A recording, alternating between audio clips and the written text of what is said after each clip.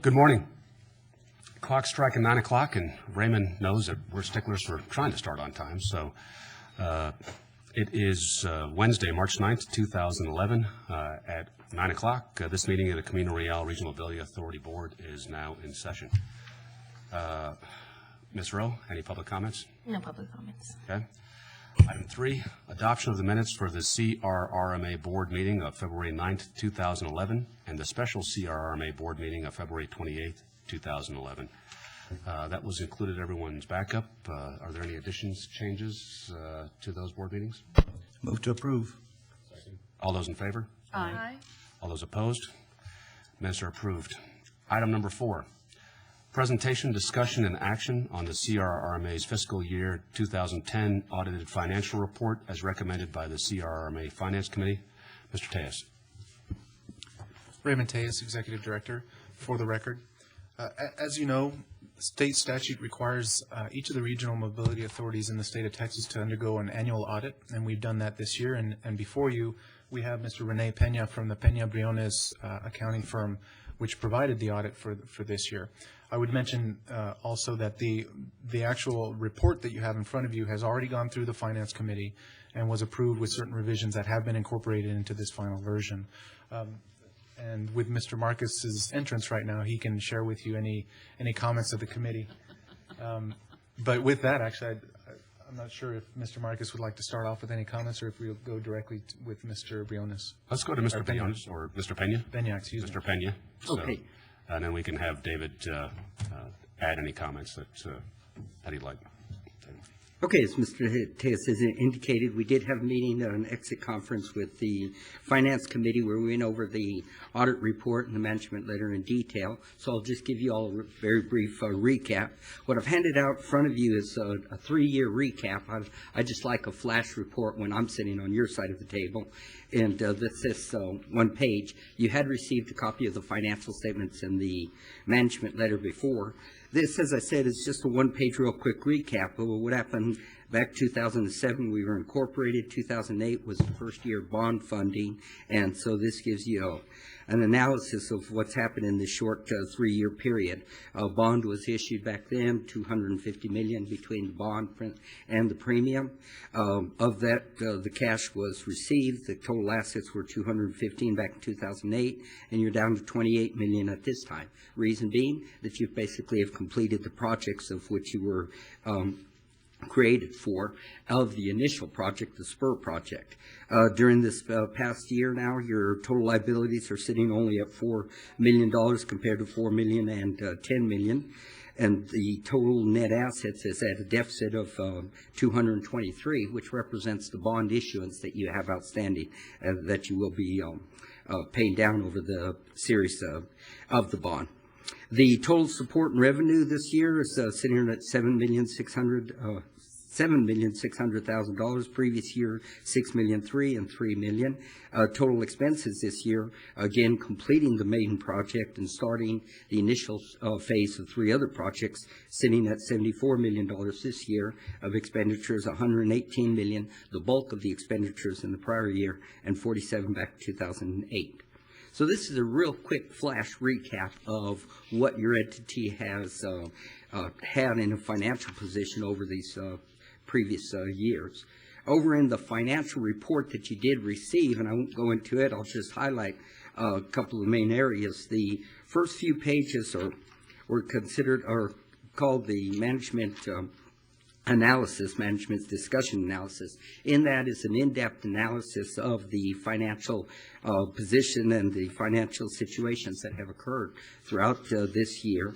A very good recap. And the main item on it, I believe, is on the second page where it does recap that in 2010, 3 new projects are being pursued. The Loop 375 project, the Saragossa Direct Interchange, and the Northwest Mainlands. So these are the projects that you will be incurring and stepping into going forward.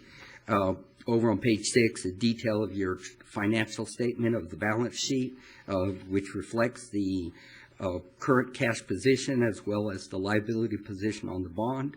I'm going to ask you to jump back just to page 15, and that is the bond recap. Bottom line is, we have a large bond out there. It was issued back in 2008. Between the bond and the premium received on the bond, we had $249 million in obligations out there. The obligation will be paid down, as you can see, through the year 2022, and this will be through proceeds received from the interchange itself through TxDOT. So a very brief recap. Again, we did go over it with management. So are there any questions, or would you like for me to go into any more detail than what I've given you here? David, I believe you, the Finance Committee, had a couple recommendations. Can you cover those real quick? We actually, we made some minor recommendations to Mr. Pena, I think, that are reflected in this. So this comes as a motion for acceptance to the board. Any questions on the, Before we actually go, can you give us some background on these motions or where we're coming from before, or you want to do that during the discussion period? We'll do it after discussion. Okay. Sure. Go ahead. any questions for Mr. Pena? Not yet. Mr. Pena, thank you for your Okay, service to thank the you very RMA. Thank you for this flash report. I'm assuming that we will add this into the background for today's presentation. Yes, sir. It'll get incorporated into the official records of this meeting. Got it.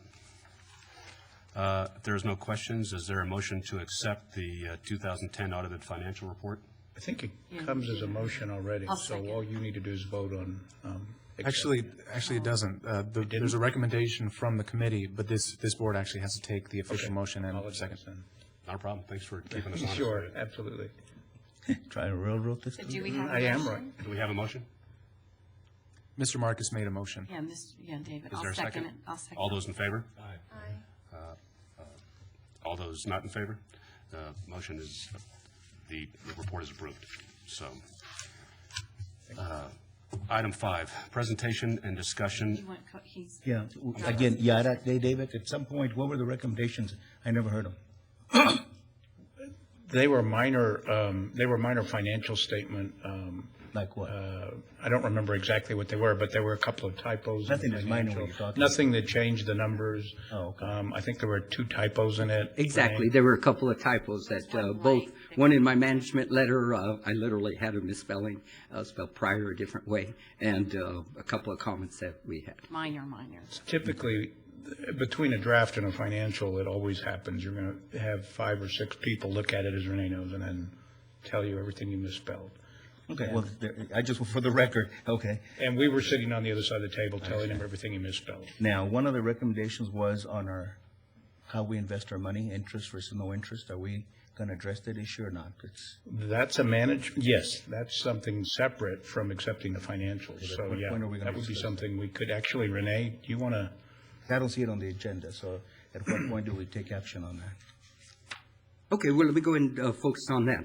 Along with our audit report, we also issued and discussed the management letter, and that's what I believe you're referring to right now. In our management letter, we identify issues that we think would enhance both the internal control or the management related to the organization. We did have 2 issues that had affected us. One, we had identified in the prior year that the audit authority did not have a formal plan in place identifying the allocation of expenses. That item was taken care of during this prior year. The item that needs action, or that I would suggest does need action, is you have an agreement with the city of El Paso for both the accounting services and also as a fiscal manager of your funds. That we do not have a formal document with the city, and in that formal document that you don't have, we would suggest that a clear identification of the interest earnings related to the funds that are sitting, your funds that are sitting with the city, should be articulated. Back in 2009, the city did pay interest on the funds that were being held. 2010, no interest was paid.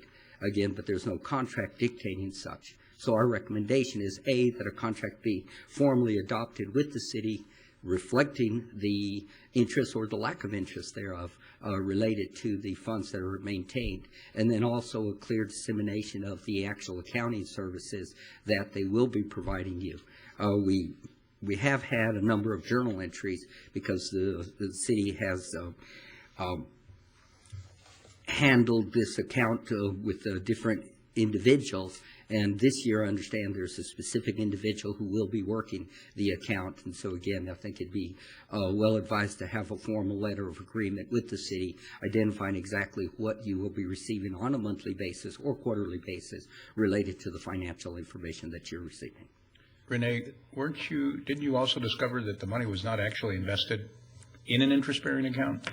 Well, it's all commingled, and so our understanding is what I have to say, is that the funds were not invested in an interest-bearing account. Okay. And that is why you did not receive any interest. So as part of that recommendation, it would be to go back to the city and contract with them to specifically do that and allocate a portion of that interest to us. That makes a lot of sense. I know that we've always followed these funds have been invested as per the city guidelines. I'd be curious why they weren't invested in any sort of interest-bearing account. Mr. Tejas? Oh, and we have that question to the city now. Once it was raised by the auditors, we actually asked the question. So one of the issues that we have actually was really well explained, I think, by Mr. Benya, which is back in 2008, when this organization began operating, we entered into a management agreement with the City of El Paso that very generally outlined the types of in-kind services that the City of El Paso would provide. Well, we're a little more sophisticated now, and it requires an update to that management agreement to identify exactly how these funds will be managed. In addition to that, as Mr. Benya also mentioned, the City of El Paso recently brought on a I believe city comptroller. Comptroller, thank you. Recently brought on a comptroller that they did not have in place in 2008 when we first began. The new comptroller has been tasked with providing services directly to the RMA. And in fact, this arose out of early discussions with our prior chair, Mr. Hahn. Through the Americas project, as you'll recall, there was a rebate out of the Build America bonds. A portion of that rebate was to go towards funding a portion of the comptroller's salary so that that comptroller would be dedicated to this RMA and would be able to provide the services that we require. Well, as you also know, at the back end of the negotiation of the Build America bonds, the rebate didn't actually kick in. The payments to the rebate, or the payments which trigger the rebate, will not begin until September of 2011, which is next fiscal year. So because there were no rebates, there was not that funding source to provide the payment to the comptroller. However, that'll be resolved in September. We'll have that comptroller on board. And in fact, I've met with the comptroller a number of times, and we've begun discussing how this will work. So this second item that Mr. Pena identified as a potential issue is being resolved as we speak. The resolution will be two things. You'll see an amended management agreement that I will bring to you between the RMA and the City of El Paso sometime this year. And then the second and more important point is the directed and paid for use of the comptroller, City of El Paso comptroller. So we should resolve this year. I think it makes a lot of sense, with some of the transition or turnover in people, that we have a management contract that very clearly kind of spells out how those funds are going to be managed. How much time will the comptroller spend on RMA business? Well, and that's to be negotiated. That will be included in that management agreement. And that portion will directly tie to the amount of salary that the RMA is responsible for. Got it. And who will we negotiate that management contract with the city? Will that be directly with the comptroller? And Pena Briones be involved in kind of helping us to execute that, or sort of the financial conditions of that, or how will we go about doing that? Well, the request has gone to the attorney that drafted the original agreement, and I'm assuming that the negotiation will happen between yourself, myself, and the city manager, and likely the mayor as well, in general terms. But in terms of the comptroller and his services, I've asked Melissa, who works for Pena Briones, to actually provide specific requested actions that would resolve some of the issues that they had this last year. So Pena Briones will help us draft that scope of services that the comptroller will provide. All right, and then we can bring that to the board for approval after that agreement basically is put in place. I think that's a great suggestion. Thank you. Okay, just one more question for the record. How much money are we talking about?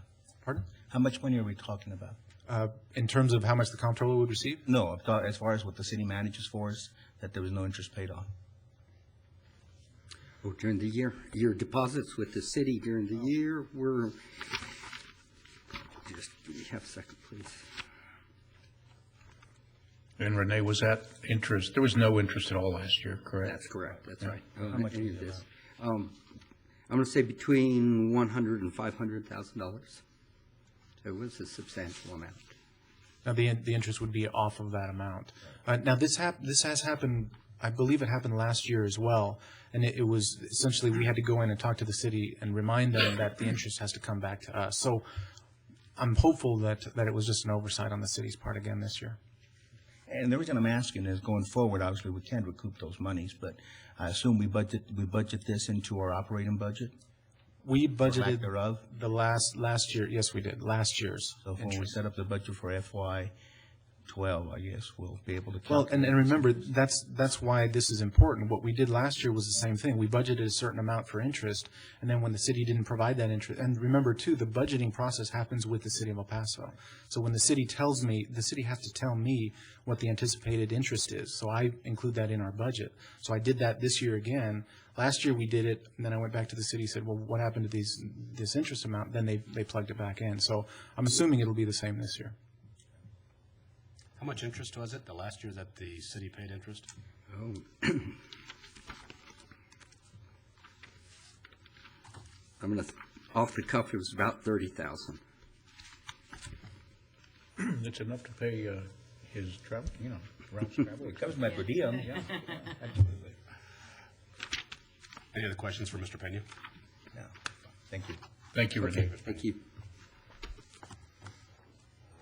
Any other comments on item 4? Item 5, presentation, discussion, and action on a potential refunding of a portion of the CRRMA's pass-through toll transportation revenue bonds from the State Spur 601 Inner Loop project, including the provision of direction to the Executive Director and CRRMA's advisors to move forward with such refunding. Mr. Tejas? Well, as mentioned in this caption, there is an opportunity that has arisen with regard to refunding a portion of the bonds that were issued for the Inner Loop project. So before us today, we have Mr. Wayne Placide, who is part of the First Southwest Company, which is the RMA's financial advisor. So with that, I'll turn it over to Mr. Placide. Thank you, Mr. Atis. Again, my name is Wayne Placide. I'm with First Southwest Company, Mr. Chairman, members of the board, and we are your financial advisor.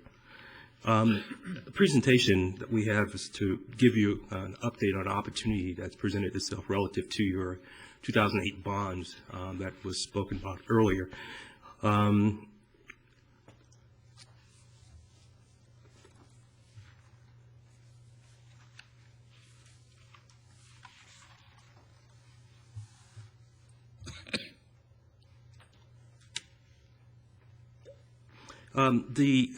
In January of 2008, you issued $233 million in bonds to provide proceeds for the financing of Spur 601, the Liberty Expressway. Those bonds are secured by a pass-through toll agreement with TxDOT, and the developer is also part of that agreement, J.D. Abrams. The project is substantially completed. I'm told it's still some work to be done, but as of January, the project was pretty substantially completed. As the project segments were completed, you start receiving pass-through tolls from TxDOT for the project. Those residual monies have been held by the trustee for the transaction, who is Wells Fargo. In the structure of the transaction, we structured 2 calls. Normally, municipal bonds, the standard call is a 10-year call, and that would come in play 10 years after the bonds were issued. In addition to that, there was a secondary call structured to provide additional flexibility to you from a financial standpoint. And that call was a shorter call. And that call is February 15, 2011. And what that presents is a potential to call about $42 million in bonds, which could produce savings to Camino Real RMA. Under current market conditions, that transaction would produce about $1.7 million in gross savings, and on a present value basis, about $1.2 million. And as a percent, and of about 2.7%. On page 3 is a diagram just sort of illustrating how bond refunding works. Currently, you have the 2008 bonds that are outstanding. The process would be, if you give authorization to go forward, it would be to issue 2011 refunding bonds. Those bonds, the proceeds from those bonds will be used to defease the maturities that we're refunding, the 2008 series that we're refunding. So essentially what would happen is we'd issue the bonds, the proceeds from the refunding bonds would be used to refund the refunded bonds from the 2008 series. Once that takes place, those bonds are legally defeased. They're no longer outstanding. So from that point on, you would now start making debt service on the 2011 bonds, which are at a lower interest rate. The 2008 bonds that we're looking at, the two maturities, currently have a coupon of 5%. In today's market, we could refund those bonds and issue at a rate about 4.4. So it's about a 60-point basis savings, which translate into the numbers that I mentioned earlier. Slide 4 just sort of illustrate how that would work. And one of the things that should be noted here is this is an interest rate sensitive transaction. So as rates change, the amount of saving would be impacted by that. The other thing that should be mentioned is that you would not see any immediate savings as a result of this transaction, because the way the contraction is that the agreement that you have with TxDOT and Abrams is that until the bonds are paid off, there can be no sharing of resources remaining after the bonds are paid off. So once the bonds are paid off in 2022, whatever remains in terms of surplus funds is shared between you and the developer. So what would happen here is we would be adding, because we're now the amount of revenue received would be the same, the debt services decline, so that those savings would accrue to 2022 and would be available for you once the bonds are paid off, with sharing with the developer.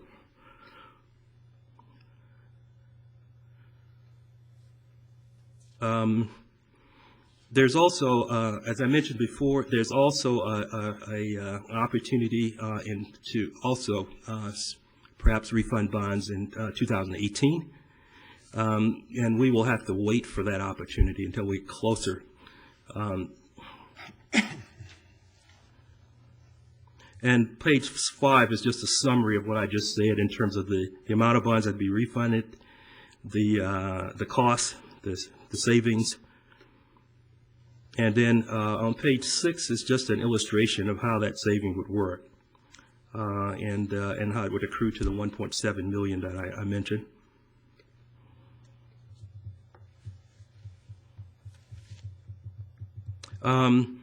In terms of moving forward, what we're asking for you today is, one, to inform you of the transaction. Secondly, to ask your authorization to proceed.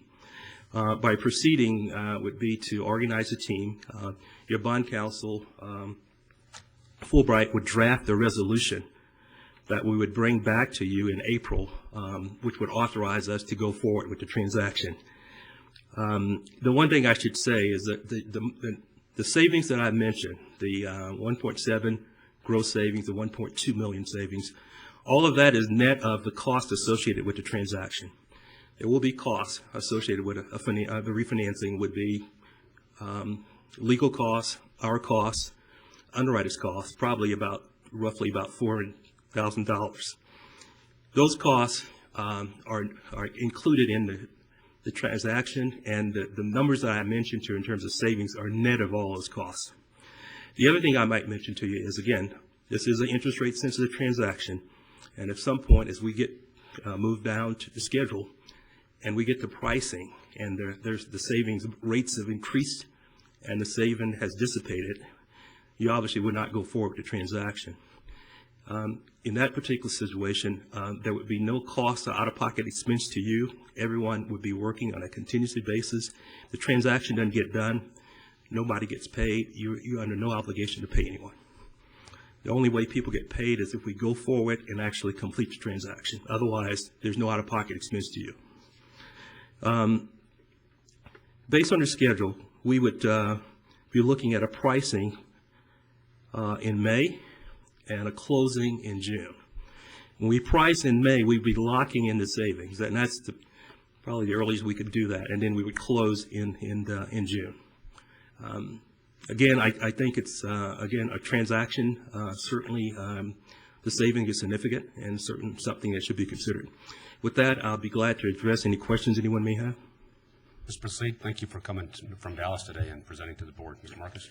Mr. Placide, thank you. In its simplest terms, we're just refinancing our house. Correct. And we're refinancing it with no downside and no cost out of pocket right correct. now. That's correct. And we know there's going to be a savings at the end of $1 million or more. Correct. What is the downside? There's no downside. There's nothing. The only concern is if rates move away from it, we can't do it. But that's your problem. That's correct. And that's a risk that we're willing to take, and we do that all the time. Okay. There are fees that First Southwest are going to, that they're going to have based on this potential refunding, that if it doesn't happen, the RMA is not going to see any cost associated with that. But with the February 15th call date, if interest rates are adverse to us back in May, which is the earliest, the first week of May is the earliest that we're going to be able to actually set an interest rate on these bonds. We have the ability to continue to wait through the summer or through the fall or potentially early next year as interest rates move up and down at any time. At that time, we'll have everything ready and we could execute at that particular time. Is that correct? That is correct. Once you approve the resolution, we can pull the trigger on a transaction whenever the market presents itself. There's also an option, this call turned out to be very fortuitous based on today's interest rate. We have the ability for about 10 basis points additional to look at putting a call in line with the 2018 bonds, and depending on interest rates in 2018, refund these bonds again, along with the approximately $75 million, I believe, is the number of the dollars that we're talking about in 2018. So that's something we can consider. We don't need to decide that today. All we're really looking for today is authorization to kind of proceed. There's some notice that's required to the city that I believe we've already given. There's a motion that will come before the board in the April accepting this, and if interest rates are favorable, then the earliest that we could lock those interest rates down for this refunding would be the first week of May. At what rate is it no longer become feasible? You're talking about a 4.4 today. What do rates have to get before you'd say there's no? Yeah, I mean, the maturities that we're going to refund are currently at 5. As we get closer to 5, the savings will dissipate. Okay. Yeah. I also discussed with Mr. Placide the kind of the fees that are going to be involved with those. Those are all the contractual fees that have been agreed upon between the RMA and our financial advisors. So the underwriting fees, all of those are, are subject to what we've negotiated previously. And those fees, when I looked at them, I thought they were right around $315. You mentioned $400 a day, but whatever we're contractually obligated to pay in this case, based on the fact if this transaction gets consummated. Right. And again, the savings would be net of those fees. There's no out-of-pocket expense to you. And I also asked Mr. Placide what the downside was, and there's absolutely none. There's no change to the bonds. There's no term agreement. There's no term change. There's nothing at all that changes other than the fact that we're refunding them at a lower interest rate. Is that correct? That is correct. Just clarification. We won't see any of the proceeds till the end of the bond period, correct? That is correct. So this 1.2 something million won't be realized till then. That is correct. And then secondly, what's the split between us and Abrams? 50%. 50-50.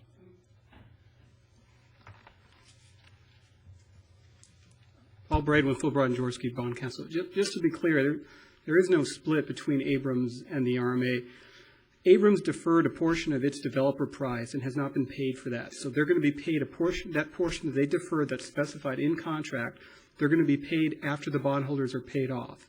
In addition, they completed the project within a specified time limit that made them earn an incentive compensation payment, which they've also earned, but it's a contingent upon there being money left over after the bondholders are paid off. Abrams will be paid first before the RMA gets any money. So the bondholders are paid off, they're paid first. Then Abrams gets its deferred compensation with respect to the project and its incentive compensation, they're paid. Then everything that's left over is the RMA's. So the money you are saving here will not be split with anyone. The 1.2 or whatever ends up at the end of the day will be all the RMA's, because the way the contract works through the pass-through tolls is the pass-through tolls keep being paid even if the bonds are paid off up to a certain amount. And so the RMA will continue to collect the pass-through tolls once everybody else is paid off. Okay, so the 1.2 is ours? Yes. Not You won't the- get it till not- 2022. I understand, but it won't be split up or what, Abrams will get their money elsewhere. Well, Abrams will eventually- get their money. If anything, it gives greater assurance to Abrams that they'll be paid their money. Right, I understand. Because there'll be a bigger pot at the end of the day. Right. But they don't get a portion of this money. Okay. Thank you for that clarification. Any other questions? It's better. That's, It's all good. it looks like a great deal for the RMA and for the community. So with that, is there a motion to proceed on a motion to authorize an item 5? Moved. Second? Second. All those in favor? All those opposed? Item 5 is approved. Thank you. Thank you, Mr. Placide. Item 6, discussion and action on a board resolution ratifying the inclusion of the CRRMA in a letter from the state of Texas objecting to the Securities and Exchange Commission's proposed rule regarding the registration of municipal advisors, whereby such rule would apply to appointed board members, including CRRMA board members. Mr. Tejas? I'd ask Mr. Braden to join us back at the podium to give some of the details on this. But in general, just generally speaking, the Securities and Exchange Commission has issued a proposed rule that in essence would define each of these, you all as board members, as what are referred to as municipal advisors, which then creates certain liabilities and certain responsibilities upon you that were not otherwise otherwise on you. So what's happened is that throughout the country, in the financial industry, there's been a number of objections, and it's really nationwide from what my understanding is, and there's been all these objections sent into the Securities and Exchange Commission. And most recently, the state of Texas, through the Attorney General, sent in a letter of objection and asked each of the RMAs throughout the state if they would like to join in that opposition. But when they did so, it was with about a week prior to their submission of the letter. So we didn't have time to come to the board to ask for authorization to join that letter of opposition. So at that time, I sent the request on to Mr. Braden and also Mr. Cassidy, both of our attorneys, and asked them for their opinion with regard to whether or not the RMA should join. They both concluded that it would make sense that we object to it. So we did that, and now what I'm asking from you all today is a resolution to ratify that action. But for specifics, I'd ask Mr. Braden to kind of break out the proposed rule. And Mr. Tejas brought this to my attention. I authorized him to proceed after we got the advice that we received. It's my understanding there'd be some additional fees on all of us to register as advisors, and I understand there'd also be some additional liability. As I understand it, Mr. Braden, the whole crux of it is, in today's presentation, you all are our financial advisors. We're not advisors to the RMA. We basically govern the RMA based on the input that we get from the advisors, and then from there make decisions. So if you could help clarify that. What you said is correct, and if only the SEC would understand that. What happened is one of the things that Dodd-Frank did is they require that municipal advisors have to be registered now. And there were a lot of people out there who were not like Mr. Placide or Mr. Hall, who are registered under various regulatory authorities. There were people out there who were giving advice to government entities who really had no regulation over them. So the government thought it'd be a good idea that those people would be regulated. What happened is when the SEC put that rule into play, they looked into what the definition of municipal advisor is, and by statute, it excludes employees of the issuer, of the RMA in this case. It doesn't really talk about the board members. Well, what the SEC came out with an interpretation and said that if you were an elected governing board member, then you were okay. Then you would be considered an employee for these purposes, and you wouldn't have to register. But it specifically said appointed board members very well may have to register as municipal advisors. And there was a huge uproar in the industry over that, and nobody who sits on a governing body would want to register as a municipal advisor. I mean, you subject yourself to a lot of MSRB rules. I mean, a lot of things come into play which are appropriate for people who give advice to municipal entities on a daily basis, which wouldn't be appropriate for you all as a governing body. And so there was a huge uproar about it. A lot of people got involved. This SEC release, which had proposed rules, came out in December.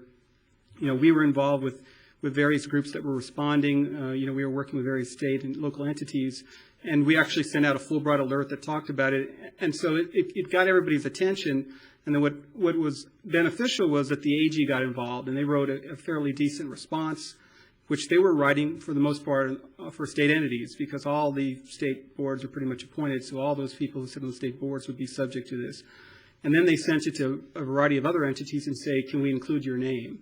And I read through it. I had read through it previously in connection with another client's request, and it really is a good thing, because otherwise the RMA would have to think about whether it wanted to go through the process of responding directly to the SEC request for comments.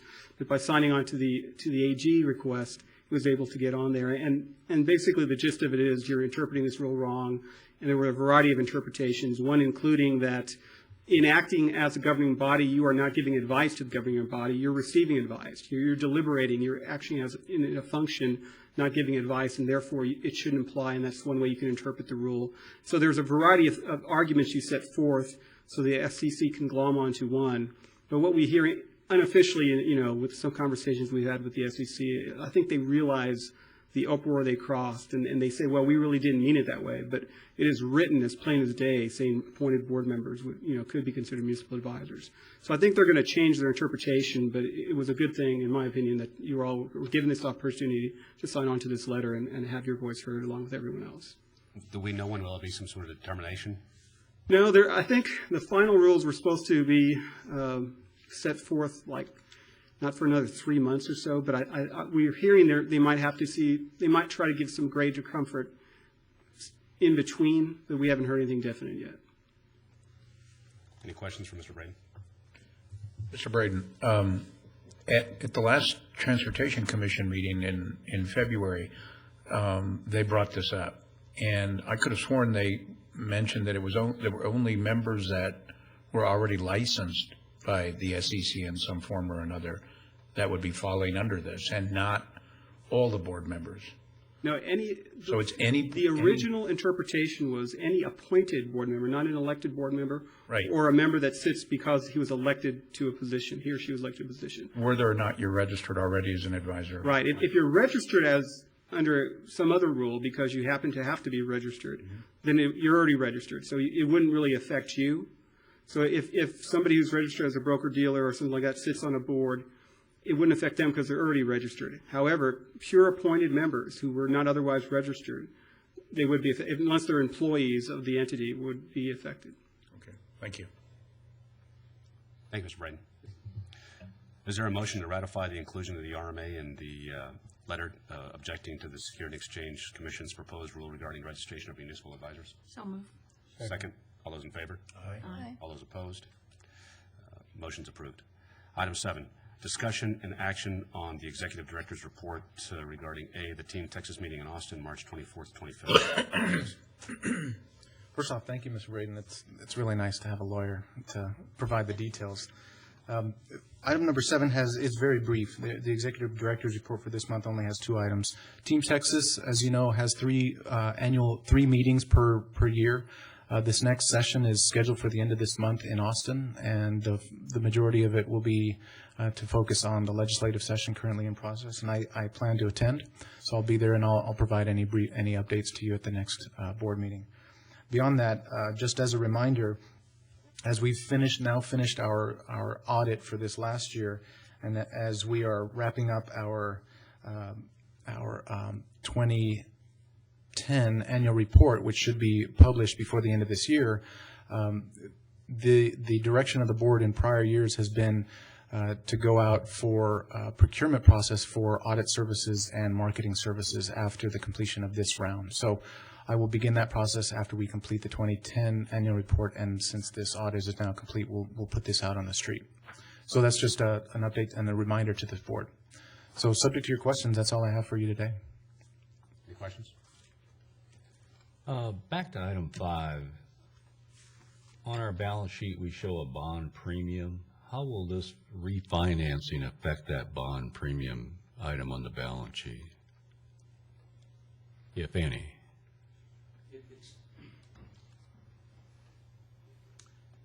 Wayne Placide, again, first off, West Captain, it will not affect it. I mean, we're refunding par amounts of bonds, not the premium that you were paid at the time you issued. The premium was the amount that was paid to you over and above the par amount of the bonds at the time they were sold. So it was cash that was given to you. So but these bonds, the portion that they represent of the total, will that have some effect on that? That I can't speak to. Mr. Pena? I think I'd answer that. It'll have an effect on the effective yield that we'll be reflecting. You received the premium. That was cash in your hand. Our accounting rules make us reduce your interest yield, your interest expense on a monthly basis. We're amortizing that premium over the life of the bond. So as you're going to have a lower bond payment, the premiums will be reducing that a little bit more, so your effective interest rate expense will be reduced over this time frame. But the effect on the premium itself is zero. Okay. Thank you. Any other questions?